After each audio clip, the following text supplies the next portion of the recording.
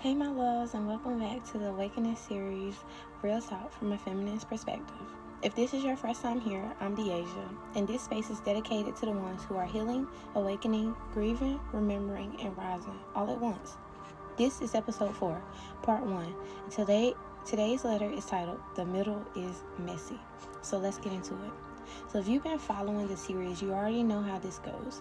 We've been peeling back the layers. So in the first episode, I talked about the moment I got tired of pretending I was okay.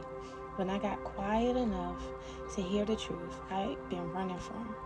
And in episode 2, we got into how healing doesn't always look beautiful. Sometimes it's a purge. Sometimes it's you crying in your car, deleting numbers, unfollowing people, and just letting go of identities that no longer feel real.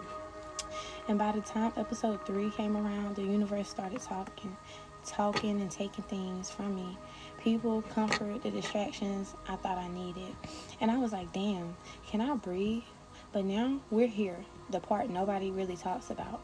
The messy, confusing middle part, where I'm healing, but I still be wildin'. I still catch myself overthinking. I still catch myself saying, nah, I'm done with him, only to check his story 5 minutes later. Still hear my higher self saying, let it go. And then 5 seconds later, my ego is like, nah, spin that fucking block, bitch, because you already know. So this part is hard because you're no longer the version of yourself who was just surviving. But you're not fully at peace either. You're floating in the in-between. It's that liminal space, if you get what I mean, where your soul is like tired of old patterns, but the new ones haven't fully landed yet. Where you're reading all the books, doing the inner work, journaling your heart out, but you still slip up, you still cry, you still question everything. And I want to say this for anybody else who's in this phase too. You're not broken, you're just becoming. This part is sacred, and honestly, it's the most honest part of the journey. Because when you're in the middle, everything is visible. Like, you can't fake it anymore because you feel it all.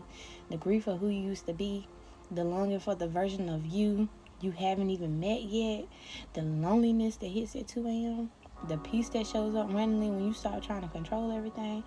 It's weird as fuck. 1 minute I'm in my soft girl era, sipping my tea and listening to Sade. Next minute, you know, I'm disassociating in the Target fucking parking lot, blasting Future like, this is why I don't trust nobody.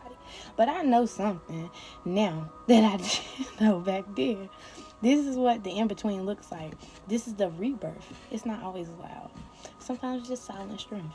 Sometimes it's wiping your own tears, smiling anyway, and saying, I'm still here. And if you're in this space too, just know you're not behind. You're blooming in the dark. And part 2 is where we talk about what starts rising after this.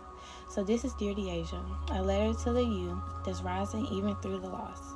I love you, and I'll see you in episode 4, part 2. See you.